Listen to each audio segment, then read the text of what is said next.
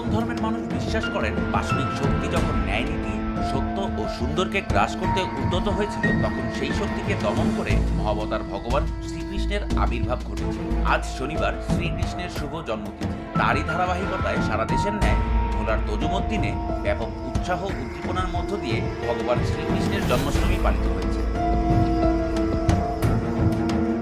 বাংলাদেশ পূজা উদযাপন ফ্রন্ট ও হিন্দু বৌদ্ধ খ্রিস্টান কল্যাণ ফ্রন্ট এবং সকল সনাতনী অঙ্গ সংগঠনের আয়োজনে উপজেলার কেন্দ্রীয় শ্রী শ্রী কালী মন্দির প্রাঙ্গণ থেকে একটি বর্ণাঢ্য শোভাযাত্রা বের করে শহরের প্রধান প্রধান সড়ক প্রদক্ষিণ করে আবারও কালী মন্দিরে গিয়ে মিলিত হয়ে আলোচনা সভা অনুষ্ঠিত হয়। এ সময় বাংলাদেশ পূজা উদযাপন পরিষদের সভাপতি বাবু অরবিন্দ দে টিটুর সভাপতিত্বে বিশেষ অতিথি হিসেবে উপস্থিত থেকে স্বাগত বক্তব্য প্রদান করেন উপজেলা দক্ষিণ বিএনপির সভাপতি AKM মহিউদ্দিন জুলফিকার, হিন্দু বৌদ্ধ খ্রিস্টান ঐক্য পরিষদের সভাপতি বাবু বিধুভূষণ রায়, কালী মন্দিরের সহসভাপতি বাবু ভবরঞ্জন দাস, শ্রী শ্রী অনিল বাবাজির সেবাশ্রমের সভাপতি বাবু রূপন চন্দ্র দে, উপজেলা পূজা উদযাপন পরিষদের সাবেক সভাপতি বাবু বিমল বিশ্বাস সহ বিভিন্ন মন্দিরের সভাপতি ও সম্পাদকবৃন্দ।